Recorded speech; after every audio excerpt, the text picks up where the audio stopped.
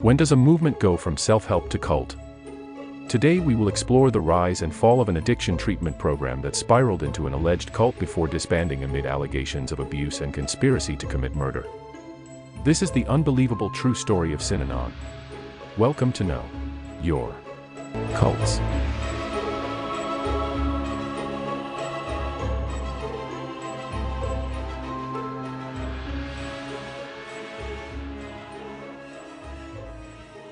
Synanon was founded in 1958 by former Alcoholics Anonymous member Charles Dederick. The organization started as a drug rehabilitation center that used group therapy as a means of helping individuals overcome addiction. The organization attracted a large following and soon expanded to other states.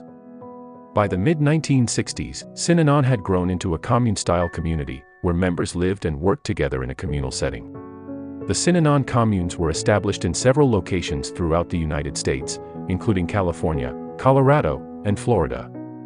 While the original Synanon commune was opened in 1958 in Santa Monica, California, the organization expanded and grew over the years, and it established additional communes in other locations, including Delray Beach, Florida, and Carbondale, Colorado. In 1965, Synanon established a new headquarters in Del Mar, California, which became known as the Synanon House. This new headquarters allowed the organization to expand its programs and services. The late 1960s and early 1970s were a period of rapid growth for Synanon, and the organization expanded its reach abroad, including Canada and Europe. Synanon attracted a large following, and at its peak, had over 2,000 members living in communes in several states.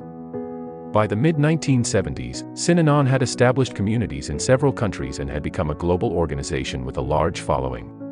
The communes were designed to be self-sustaining communities where members lived, worked, and received treatment for their addictions. They were centered around the belief system and practices of Synanon, and were intended to provide a supportive environment for members to overcome their addiction and rebuild their lives. One of the unique aspects of Synanon was its focus on group therapy, referred to as the Synanon game. The Synanon game was a central component of life in the community and involved members openly discussing their personal issues in front of the group. In addition to the group therapy, Synanon advocated for a communal way of life, where individuals lived and worked together for the benefit of the community. This lifestyle was seen as a solution to the problems of society, and many members were attracted to the idea of living in a self-sufficient community. In the early years, Synanon received positive media coverage for its innovative approach to addiction treatment, which emphasized group therapy and self-improvement. Some former members have reported that their time in Synanon helped them overcome addiction and other personal issues, and that the group's emphasis on self-improvement and community support was beneficial. The organization was seen as a progressive and forward-thinking solution to the problem of addiction, and Charles Dederick was frequently interviewed by the media. All of this sounds well and good, which begs the question of where it all started to go wrong. Despite its rapid expansion and growth, Synanon faced increasing criticism in the 1970s due to their methods that some found questionable, if not outright abusive. In the communes, the Synanon game was used to facilitate group therapy, but punishment was a central component of the therapy sessions. The therapy sessions involved members openly discussing their personal issues in front of the group and often involved physically and psychologically punishing members for their shortcomings. This punishment was seen as a means of promoting personal growth and accountability. According to former members, the exact nature of the punishment varied, and could range from verbal abuse and humiliation to physical violence. Members who were deemed to have acted in a way that was contrary to the principles of the community were often subjected to punishment during the sessions. This could include public shaming, being hit with sticks or whips, or being forced to wear embarrassing clothes. In addition to alleged physical abuse, Synanon was also known to incorporate drug use into its treatment. While Synanon was initially focused on helping individuals overcome drug addiction, some members of the organization reportedly used drugs as part of the group therapy sessions. The drugs allegedly used included hallucinogenic substances such as LSD. The use of drugs in Synanon was purportedly used to alter the state of consciousness of the individuals participating in the therapy sessions and were seen as a means of promoting self-awareness. However, the use of both punishment and drugs in Synanon was highly controversial and attracted criticism from outside the organization. Many saw them as a means of brainwashing or mind control, and the practices were eventually discontinued as the organization faced increasing criticism in the 1970s. Despite phasing out these questionable practices, the allegation that Synanon was a cult did not die. Let's examine whether Synanon qualifies as a cult.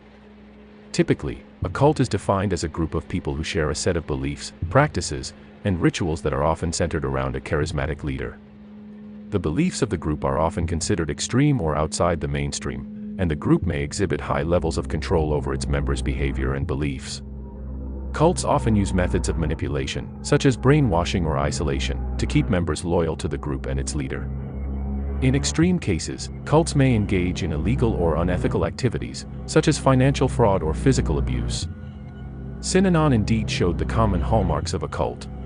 Synanon exerted a significant amount of control over its members' lives, dictating everything from their daily routines to their relationships and personal beliefs. This level of control is a commonality among many cults and is often seen as a means of manipulating and controlling the behavior of members.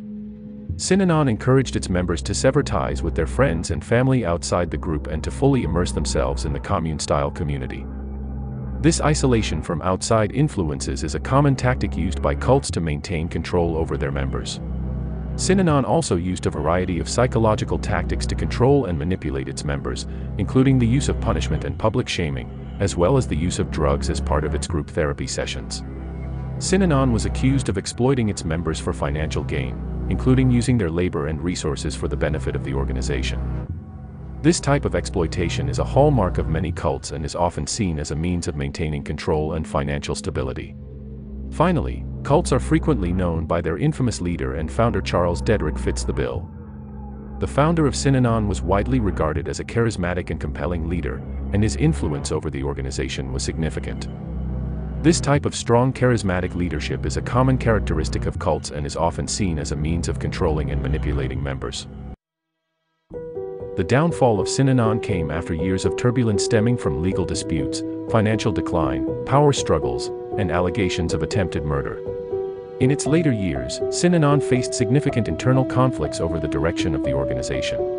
Some members wanted to maintain the group's focus on addiction treatment, while others wanted to expand into other areas, like real estate development and political activism.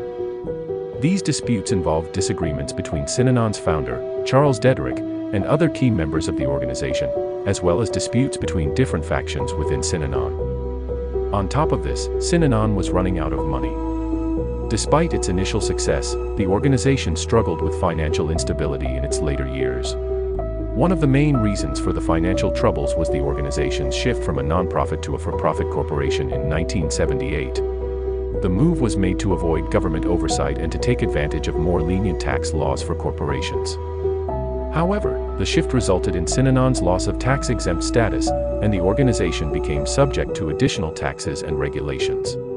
Additionally, Synanon expanded into other ventures beyond drug rehabilitation, such as a casino and a restaurant, which were not successful and drained the organization's resources. Another contributing factor to the financial troubles was the organization's involvement in legal battles with former members and critics. Synanon became known for its aggressive and sometimes violent tactics in dealing with perceived enemies, and this led to lawsuits and negative publicity that affected its reputation and fundraising efforts. Synanon faced numerous legal disputes over the years, including lawsuits from former members and government agencies. Some of these legal disputes involved allegations of physical and psychological abuse, as well as financial exploitation. Many former members reported experiencing psychological abuse while in Synanon, including public shaming, humiliation, and punishment for non-compliance with the group's rules and norms.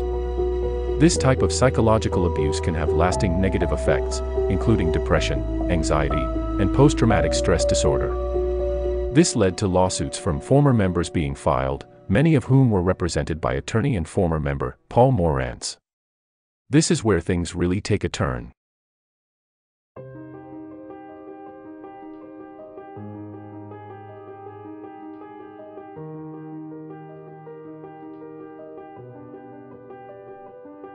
In 1978, founder Charles Dedrick and several other members of Synanon were arrested and charged with conspiracy to commit murder, after it was revealed that they had plotted to kill a former member who was critical of the organization. The case received significant media attention and contributed to a decline in public opinion of Synanon. The former Synanon member that Charles Dedrick and several other members were charged with conspiring to kill was none other than member-turned-attorney Paul Morantz. After Morantz left Synanon, he became an outspoken critic of the group and legally represented other former members in their lawsuits against it. It was revealed that Dederick and other members of Synanon had plotted to kill Morantz in retaliation for his criticism and legal actions. The plot involved sending a rattlesnake in a package to Morantz's home. Morantz was bitten by the snake, but was able to receive medical treatment and recover. Dederick eventually pleaded no contest to a reduced charge of conspiracy to commit assault and was sentenced to prison. He served 6 months of a 1-year sentence before being released on parole. The incident was a significant turning point for Synanon, and contributed to the organization's eventual downfall. Ultimately, the group could not survive its declining membership, high-profile prison sentences, and financial hardships. Synanon managed to limp along for years trying to regain its footing and get out of debt, until finally declaring bankruptcy in 1991.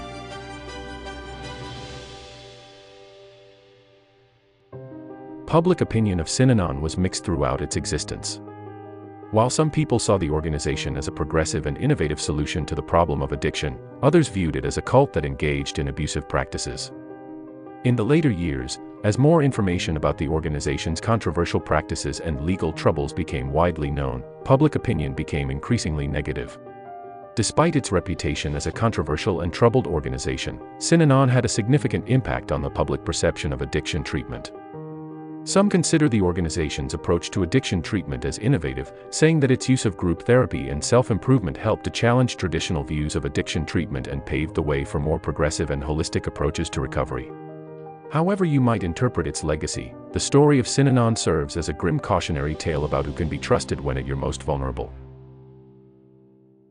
Comment below on what cult, sect, or secret society you want to hear about next.